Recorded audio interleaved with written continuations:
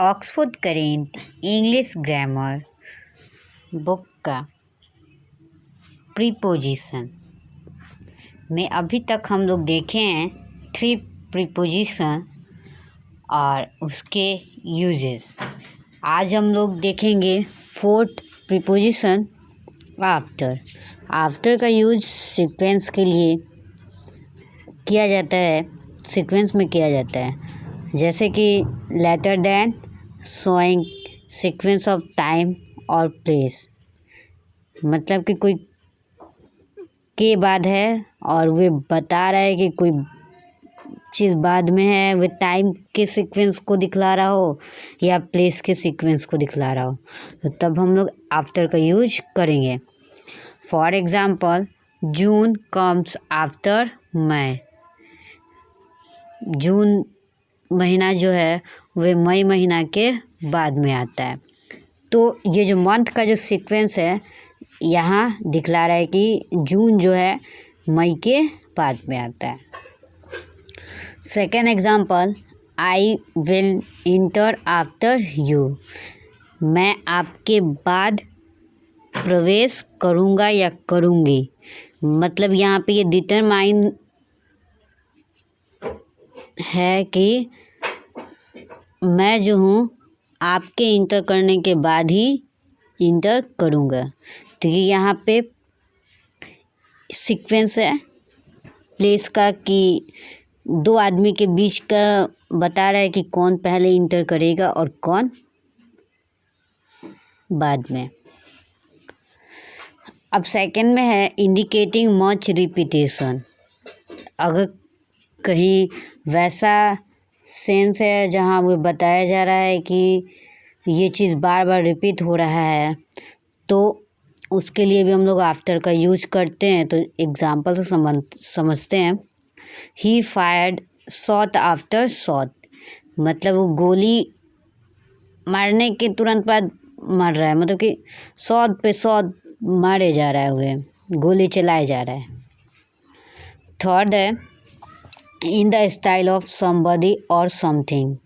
किसी की शैली में, किसी के स्टाइल में, उसको भी इंडिकेट करने के लिए हम लोग आफ्टर प्रीपोजिशन का यूज करते हैं।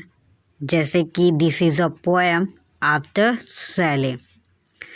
शैले एक पोएट के नेम का टाइटल है, तो वही यहाँ पे उनके टाइटल का यूज किया गया है। तो यहाँ पे ये कहने का मतलब है कि शैले का जो स्टाइल जो है उसी स्टाइल में ये पोएम है। मतलब उनके स्टाइल उनके ये पोएम में दिख रहा है। एक ऐसा पोएम है जो या उनके द्वारा किया गया पोएम है, उसमें शैले पोएट का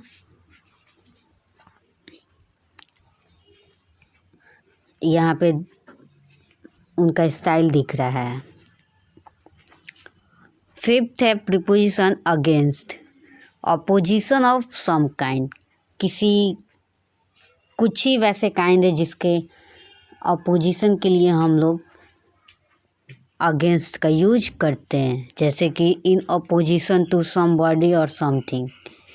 किसी के विरुद्ध में अगर कोई बात अगर है, किसी के विपरीत है, तो उसके लिए हम लोग उस सेंटेंस में अगेंस्ट प्रीपोजिशन का यूज करते हैं। जैसे कि that is against the law. कानून के विरुद्ध में वे चीज़ है। अब हम लोग यहाँ पे एक इंडिकेट कर रहे हैं कि वे जो चीज़ है वे लॉ के अगेंस्ट है। सेकेंड है he is not against you. वे जो एक है लड़का, वे तुम्हारे या आपके अगेंस्ट नहीं है, मतलब उसके आपके विपरीत नहीं है। अब अगेंस्ट में बी नंबर है इन कांटेक्ट विद। मतलब कि वे उससे सदकर है, उसके कांटेक्ट में है। ही एग्जाम्पल में he was leaning against a tree. वे जो है ट्री के अगेंस्ट में झुका हुआ था, झुका था, तो वे उसके कांटेक्ट में है। सी नंबर है इन प्रिपरेशन फॉर। अगर कोई व्यक्ति किसी चीज़ की तैयारी कर रहा है, किसी जॉब के लिए या कोई डिजीज़ के विरुद्ध में, मतलब उसको ठीक करने के लिए, तो तब भी हम लोग अगेंस्ट का यूज करते हैं। जैसे कि there is an injection against cholera.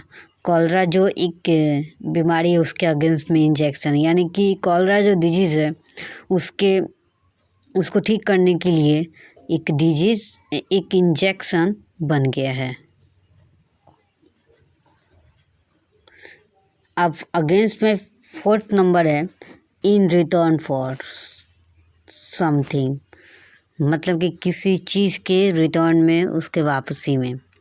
जैसे कि tickets are issued only against payment of the full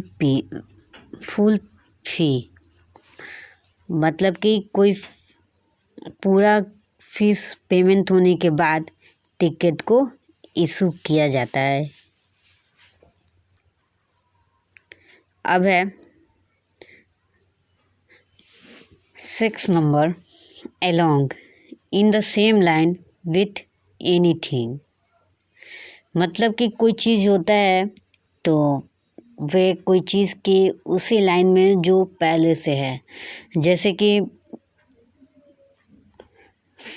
from one end to or towards the other end of the something close to or parallel with the length of something, के समानांतर या कि बगल में। जैसे कि कोई चीज़ चल रहा है और उसी के ठीक उसी लाइन से पैरेलल में है, या कोई एक चीज़ है उसके एक इंड पे हुए है तो उसका फिर दूसरे इंड तक उसका कनेक्शन है, तो वही एलोंग होता है। जैसे कि he walked along the river bank, river के किनारे एक छोर से दूसरे छोर तक।